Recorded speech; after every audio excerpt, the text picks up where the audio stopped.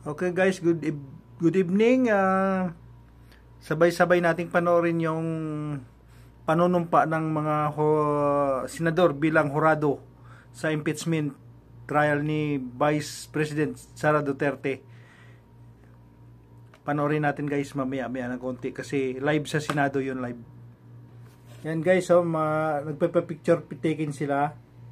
Mamaya-maya manunumpa na yan sila sa bilang hurado sa impeachment trial ni Vice President Sara Duterte. Abangan natin guys. Yan na guys, mag-uumpisa na. Pursuant to Article 11, Section 3, Paragraphs 4 and 6 of the Constitution, the Senate is now constituted and convened as an impeachment court, and the impeachment trial of Vice President Sara Zimmerman Duterte is hereby declared open and called to order. At this time, the Chair will preside the oath to the senators in the chamber in conformity with Article 11, Section 3, Paragraph 6 of the Constitution. What is the pleasure of the Honorable Marcos? Yes, Mr. President. May I place on record that I make this oath ad cautelam without prejudice to the resolution of jurisdictional issues as well as issues pertaining to the validity of the impeachment complaint or to the filing thereof, if any. Thank you. Duly noted and entered into the records. What is the pleasure of Senator Padilla? Gusto ko lamang din pong mailagay sa talaan na ako po ay manunumpa pero meron pong reserbasyon. Yun lamang po. Duly noted and entered into the records. May now request everyone to please rise. Ayun na po. Raise your right hand. Manunumpa na sila bilang impeachment and court. repeat after me.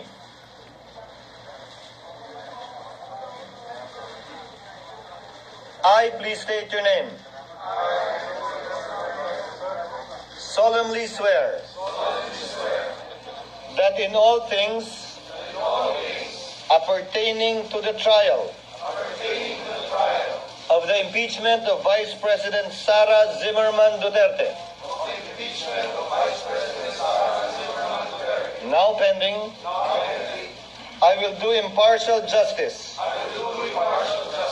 according to the Constitution and the laws of the Philippines. So help me God. You may take your seats.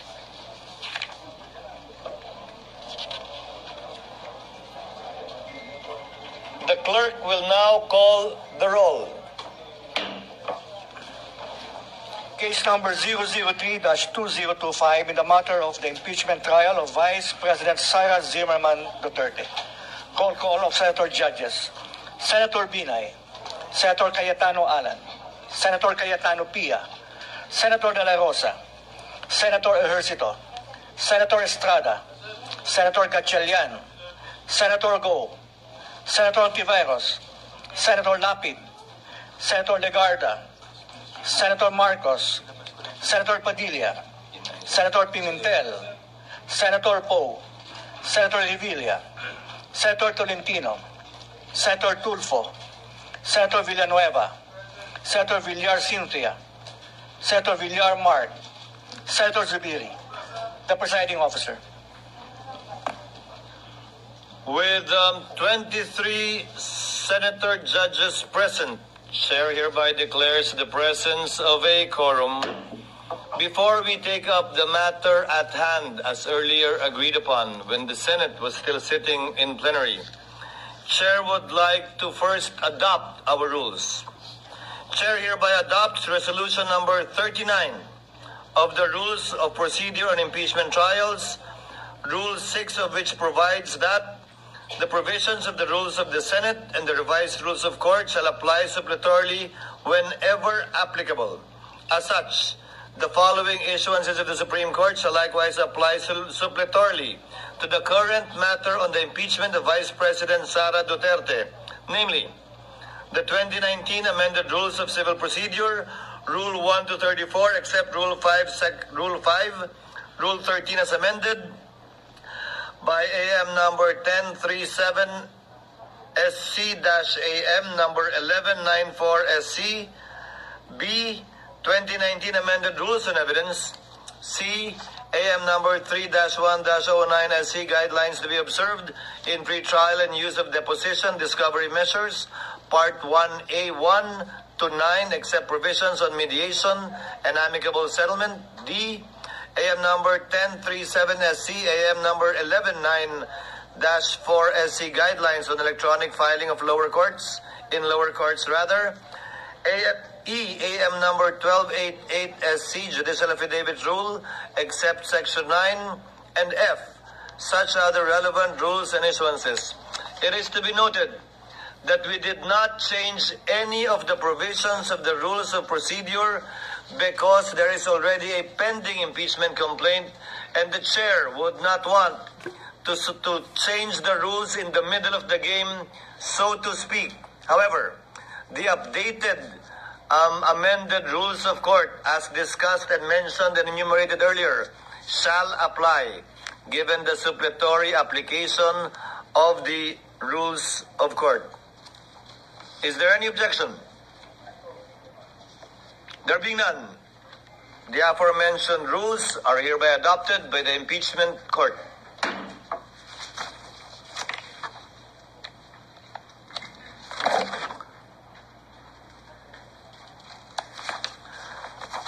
Proceeding now to the matter at hand, as earlier agreed upon and discussed by the Senate sitting in plenary. What is the pleasure of Member Judge Tolentino? Mr. President, for the record, Mr. President, Mr. Presiding Officer, in view of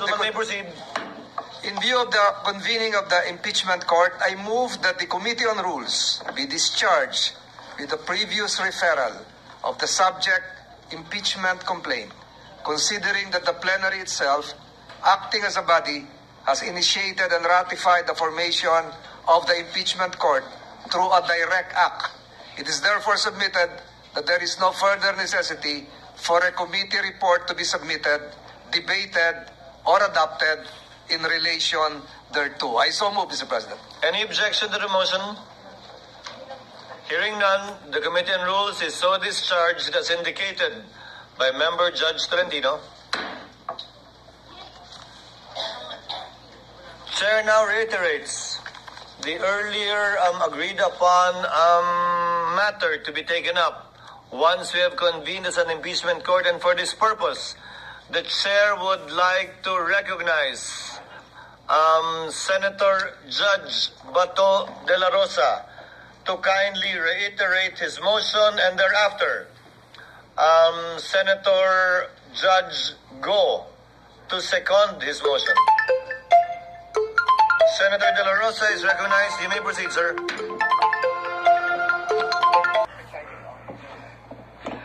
Thank you, Mr. Presiding Officer. Sir.